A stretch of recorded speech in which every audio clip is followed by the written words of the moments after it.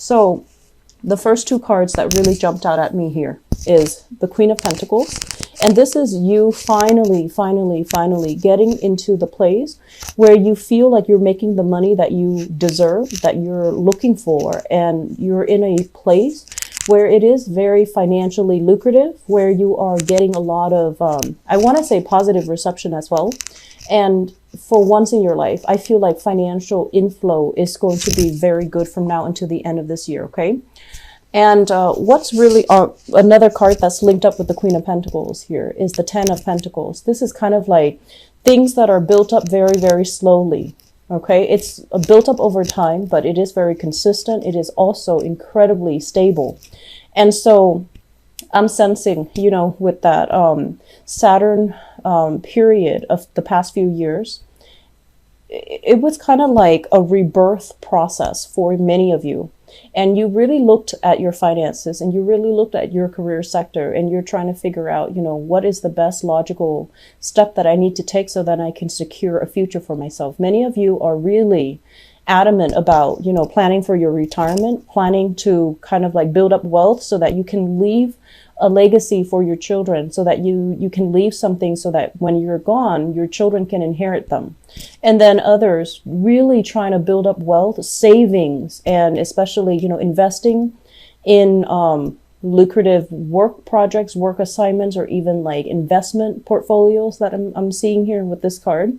So you're making your money grow for you. And I do feel that there's going to be a lot of abundance and prosperity in the home environment. You're providing for your kids. No one is really worried about, you know, where the next meal is coming from. And I'm also sensing as well, you're building a lot of stability for your financial future. Okay.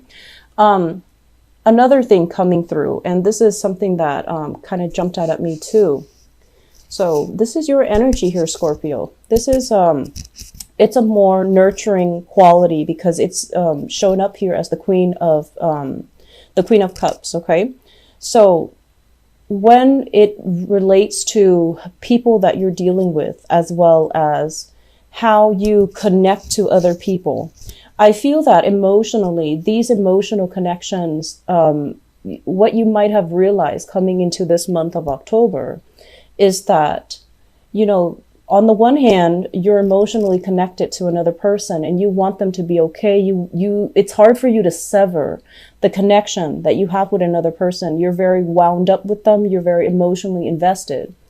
And many of you have gone through the process where you kind of stop taking care of yourself so that you can take care of either your relationship partners or your relationship partners. There was great demand. For whatever reason, I feel like you were neglecting your emotional needs to take care of other people around you, and especially relationship partners. The relationship partner comes up here as the King of Wands. So this is a fire sign, Sagittarius, Aries, or Leo. And this is their sun, moon, or rising. It could be male or female, depending on, you know, who you're dealing with. But this is a male or female energy. This is somebody who is very, I want to say they're very loyal.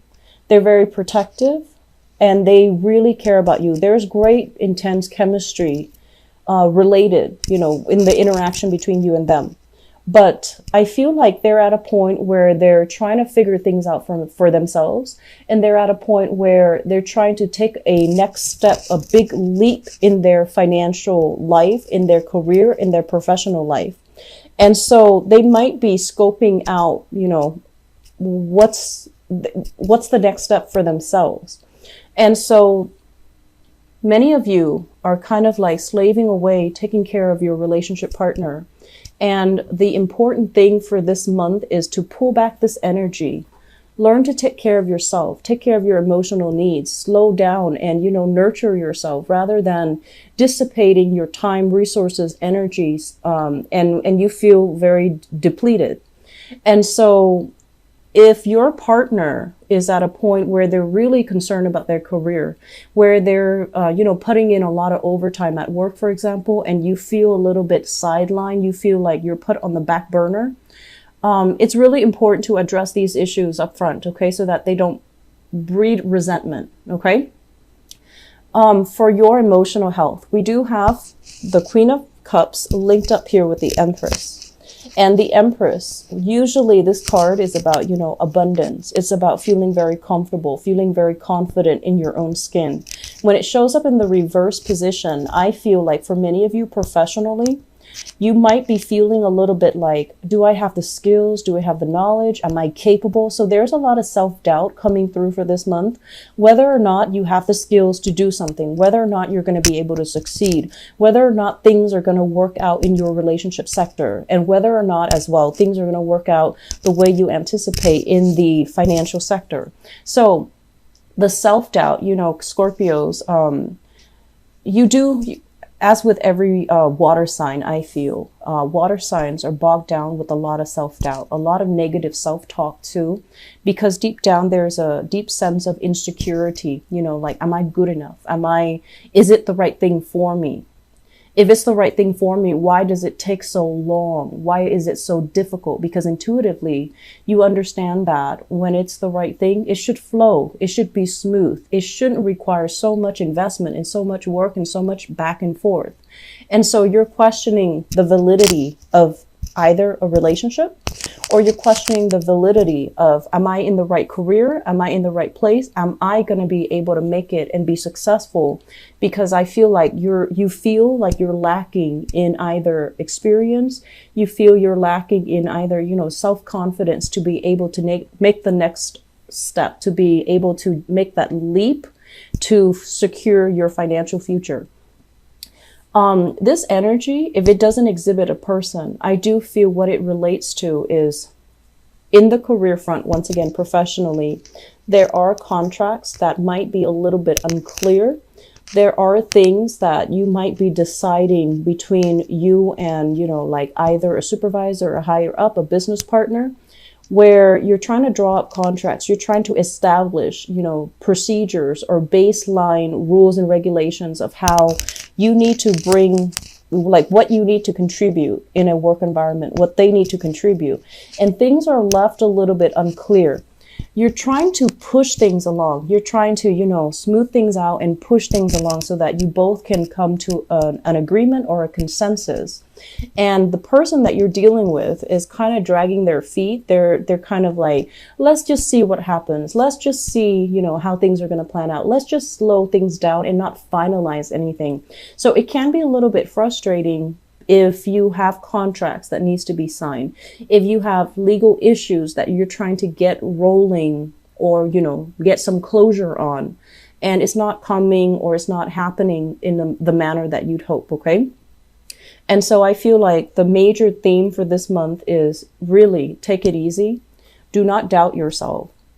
Financial abundance is coming in plentifully. And so the negative self-talk, I don't feel that it's going to be conducive for anything. It's just like, you know, worries that don't really lead to anything. So I feel like this is the month where you need to be very grounded. Take care of things one day at a time, one project at a time. Don't anticipate too much.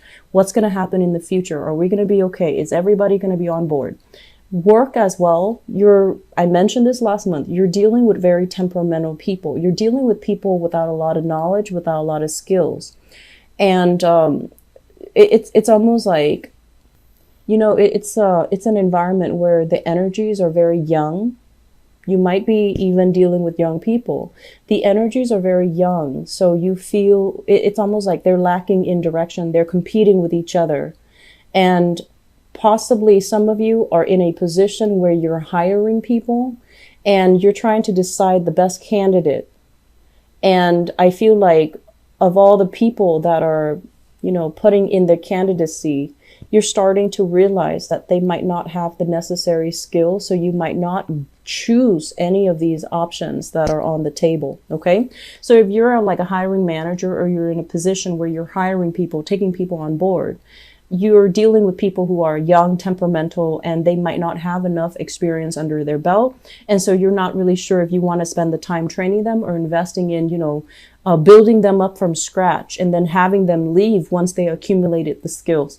So I feel like there are a lot of things that you're juggling in the works sector, and you're making very, very important decisions that will set you up financially for the next few years or for the next decade even. So I feel like this is a big, big month.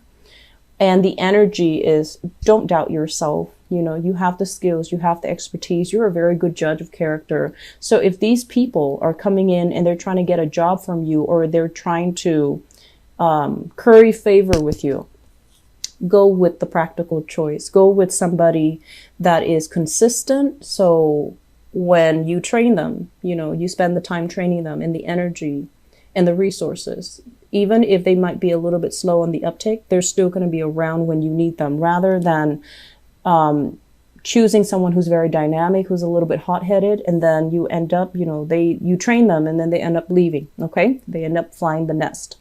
I do feel a big element here regarding children. So those of you who have children, so the Queen of Cups with the Page of Cups, this is usually like a family unit, and especially younger people. If you're dealing with younger people, you have children, there might be some issues as it relates to movement. One person might want to move, like if you have children and you have an ex-partner that you share children with, one person might be thinking about a career change. They might want to change up the living arrangement. They might want to change up, you know, the I want to say like the custody arrangement within the relationship. I feel like this is a point where you need to revisit the situation and you need to hash things out, or you need to cater to your partner if they want to change things up, or they want to change the terms of the custody. They want, you know, an increase in even child support, or they want to change their location and they're coming to you and asking you whether or not it's okay, whether or not it's still possible for the two of you to have an arrangement. And I feel like there is a big element here about distance.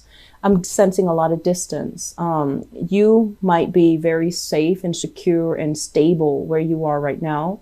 Your partner might want to move. Your partner might want more, or your ex-partner might want to move and trying to figure out, you know, how is that going to work if I'm over here, you're over there, and the kids are split between us. Okay.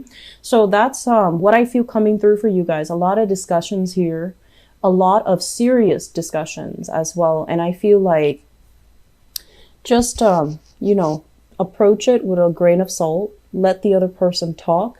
You might not get the negotiation going your way if you become hot-headed, or if you become like closed off. Okay. So the important thing is not to feel threatened. And the important thing is to be very grounded and to be very practical with the decisions that you're making. And to, you know, really think about what's best for the children if that's what you're dealing with.